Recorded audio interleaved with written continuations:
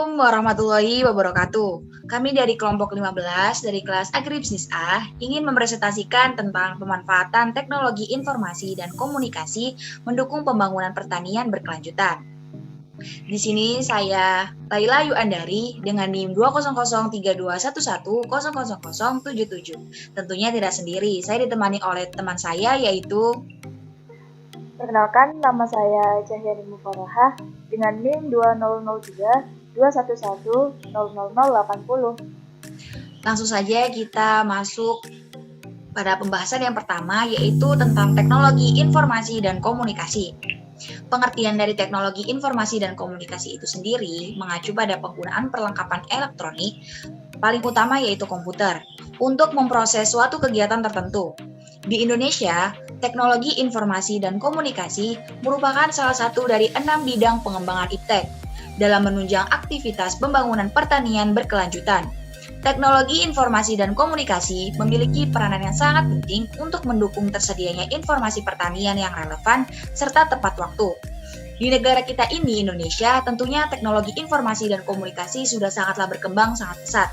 Jadi, pemanfaatan dari teknologi informasi dan komunikasi ini dapat dimanfaatkan untuk proses pertanian berkelanjutan. Seperti handphone, komputer, dan lain sebagainya. Masih banyak sekali teknologi informasi dan komunikasi yang dapat kita gunakan untuk proses pembangunan pertanian berkelanjutan ini. Lanjut. Kemudian yang kedua adalah tujuan utama dari pembangunan berkelanjutan. Terdapat 3 poin. Yang pertama adalah tujuan ekonomi atau economic objective. Kemudian yang kedua adalah tujuan ekologi atau ecological objective. Kemudian yang ketiga yaitu tujuan sosial atau social objective. Yang dimana yang pertama adalah tujuan ekonomi. Tujuan ekonomi terkait dengan masalah efisiensi dan pertumbuhan. Kemudian tujuan ekologi terkait dengan masalah konservasi atau sumber daya alam. Dan tujuan sosial terkait dengan masalah pengurangan kemiskinan dan pemerataan. Dengan demikian, tujuan pembangunan berkelanjutan pada dasarnya terletak pada adanya harmonisasi antara tujuan ekonomi, tujuan ekologi, dan juga tujuan sosial. Lanjut. Kemudian yaitu ciri-ciri pertanian berkelanjutan. Dalam ciri-ciri pertanian berkelanjutan ini terdapat 5 poin. Yang pertama yaitu mantap secara ekologis, kemudian yang kedua yaitu dapat berlanjut secara ekonomis, kemudian yang ketiga adalah adil, yang keempat adalah manusiawi, dan yang kelima adalah luas. Dari masing-masing tersebut terdapat pembahasannya yang lebih detail dapat kita lihat pada makalah yang sudah kita susun.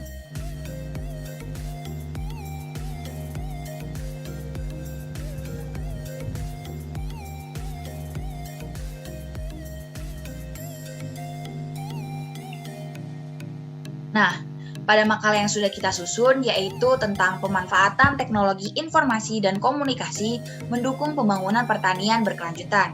Langsung saja kita masuk pada pembahasan yang tadi pada PowerPoint sudah saya jelaskan intinya. Di sini saya akan menjelaskan mengenai pembahasan dari poin-poin tersebut. Nah, yang pertama yaitu mantap secara ekologis, yang berarti kualitas sumber daya alam dipertahankan dan kemampuan agroekosistem secara keseluruhan dari manusia, tanaman, dan hewan sampai organisme tanah ditingkatkan. Dua hal ini akan terpenuhi jika tanah dikelola serta kesehatan tanaman dan hewan serta masyarakat dipertahankan melalui proses biologis atau regulasi sendiri. Sumber daya lokal digunakan secara ramah dan dapat diperbarui. Kemudian poin yang kedua yaitu dapat berlanjut secara ekonomis, yang berarti petani mendapat penghasilan yang cukup untuk memenuhi kebutuhan sesuai dengan tenaga dan biaya yang dikeluarkan dan dapat melestarikan sumber daya alam serta meminimalisasikan risiko. Kemudian yang ketiga adalah adil, yang berarti sumber daya dan kekuasaan didistribusikan sedemikian rupa sehingga keperluan dasar semua anggota masyarakat dapat terpenuhi dan begitu juga hak mereka dalam penggunaan lahan dan modal yang memadai serta bantuan teknis terjamin. Masyarakat berkesempatan untuk berperan serta dalam pengambilan keputusan di lapangan dan di masyarakat. Kemudian yang keempat yaitu manusiawi, yang berarti bahwa martabat dasar semua makhluk hidup seperti manusia, tanaman, hewan, dihargai, dan menggabungkan nilai kemanusiaan yang mendasar, seperti kepercayaan, kejujuran, harga diri, kerjasama, rasa sayang, dan termasuk menjaga dan memelihara integritas budaya serta spiritual masyarakat. Kemudian yang kelima, yang poin terakhir yaitu luas, yang berarti masyarakat desa memiliki kemampuan menyesuaikan diri dengan perubahan kondisi usaha tani yang berlangsung terus. Misalnya, populasi yang bertambah, kebijakan dan permintaan pasar. Kurang lebih seperti itulah penjelasan dari ciri-ciri. Selanjutnya, yaitu manfaat pengaplikasian yang akan disampaikan oleh teman saya. Selanjutnya oleh Mbak Cahyaning, dipersilahkan. Terima kasih Mbak Laila Yuandari. Di sini saya akan membahas mengenai manfaat pengaplikasian teknologi informasi dan komunikasi. Di sini, manfaat yang dapat diperoleh melalui kegiatan aplikasi teknologi informasi dan komunikasi antara lain adalah yang pertama yaitu mendorong terbentuknya jaringan informasi pertanian, baik di tingkat lokal maupun nasional. Yang kedua, membuka akses petani terhadap informasi pertanian yang bertujuan untuk meningkatkan peluang potensi, meningkatkan kemampuan petani, dan merelasikan komoditas yang diusahakannya dengan input yang tersedia. Lalu yang ketiga yaitu mendorong terlaksananya kegiatan secara langsung maupun tidak langsung. Di sini yang dimaksud kegiatan antara lain yaitu pengembangan, pengelolaan, dan pemanfaatan informasi pertanian. Lalu manfaat yang keempat yaitu memfasilitasi dokumen informasi pertanian di tingkat lokal yang diakses secara lebih luas untuk mendukung perkembangan pertanian lahan marginal. Lanjut. Selanjutnya saya akan membahas mengenai hambatan yang dihadapi dalam pengaplikasian teknologi informasi dan komunikasi. Yang pertama yaitu keterbatasan kemampuan, yang kedua kesenjangan dalam pelatihan atau training, yang ketiga kesadaran akan manfaat teknologi, yang keempat waktu, yang kelima biaya dari teknologi yang digunakan, dan yang terakhir integrasi sistem dan ketersediaan software. Teknologi informasi dan komunikasi memiliki peranan yang sangat penting dalam pertanian modern dan menjaga keberlanjutan pertanian serta ketahanan pangan. Namun, untuk wilayah negara berkembang masih banyak mengalami kendala dalam aplikasinya untuk mendukung pengembangan pertanian berkelanjutan. Lanjut. Ya, selanjutnya yakni tentang tantangan yang dihadapi.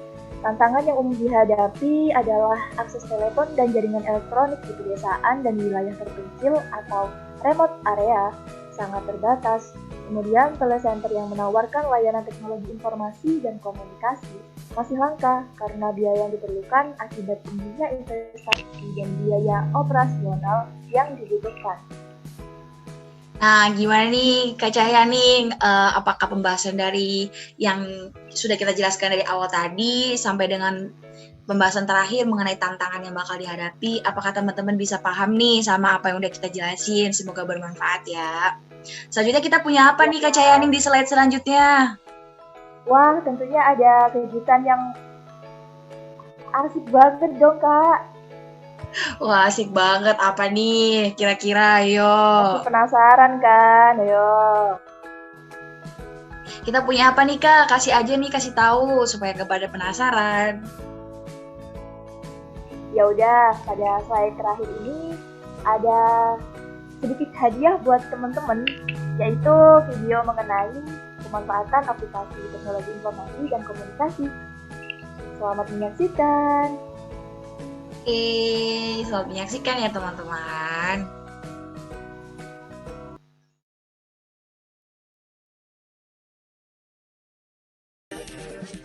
Sebagian besar penduduk Indonesia bermata pencaharian di bidang pertanian. Para petani yang sedang mencari modal kini dibantu teknologi dalam bentuk big data. Dan informasinya sekaligus menutup perjumpaan kita di CNN Indonesia Tech News edisi kali ini. Jangan lupa bahwa tayangan-tayangan kami bisa Anda saksikan di channel YouTube CNN Indonesia di playlist teknologi dan gadget. Saya Aziza Hanum pamit undur diri, jangan pernah berhenti untuk berinovasi.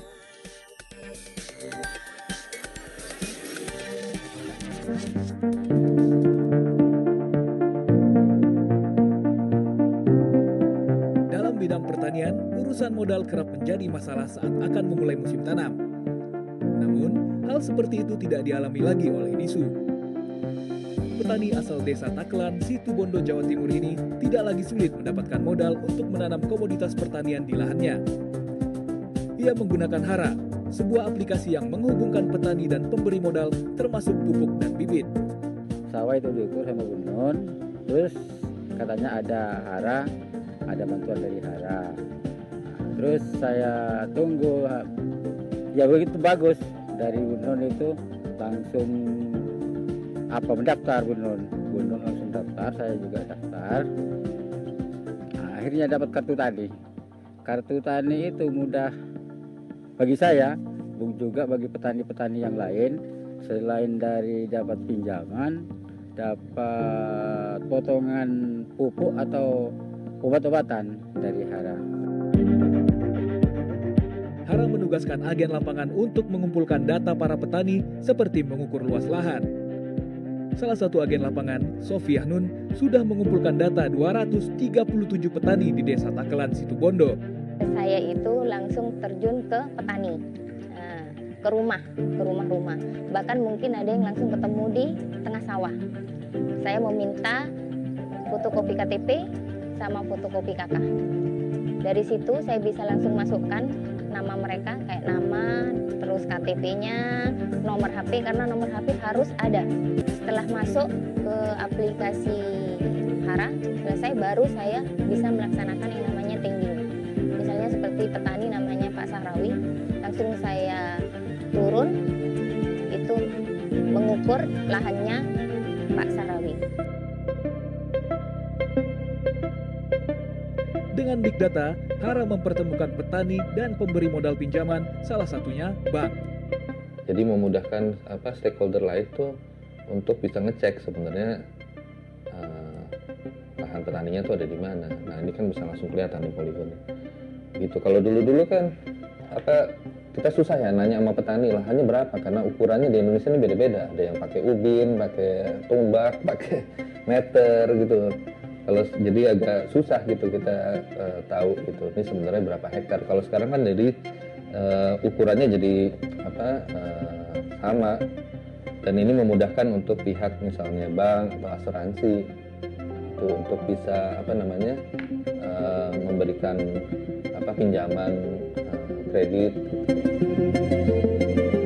Data yang dikumpulkan Hara digunakan untuk mempermudah pemberi modal dalam memverifikasi para petani, sehingga tidak membutuhkan waktu yang lama untuk mengucurkan modal bagi petani. Kami ketemu Hara dan melihat aplikasi yang ditawarkan.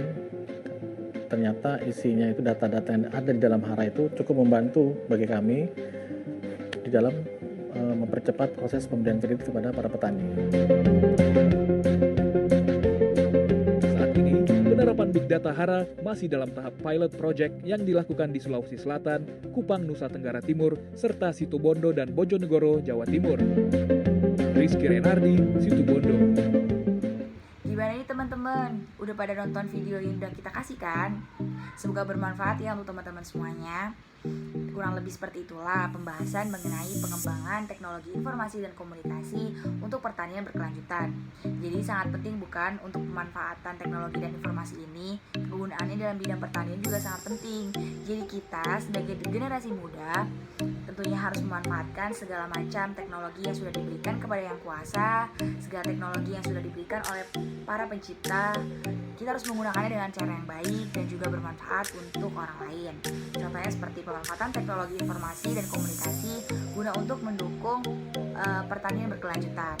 Jadi teknologi informasi dan komunikasi tidak hanya kita jumpai ataupun kita manfaatkan untuk diri kita sendiri ataupun hal-hal yang sering kita jumpai. Jadi teknologi informasi dan komunikasi juga sangat berpengaruh dan berguna untuk mendukung pertanian berkelanjutan. Jadi kita sebagai penerus bangsa harus memanfaatkan segala teknologi informasi dan komunikasi itu. Sekian dari saya, Layu Andari, dan juga teman saya Cahaya Faroha. Semoga bermanfaat. Wassalamualaikum warahmatullahi wabarakatuh. Terima kasih.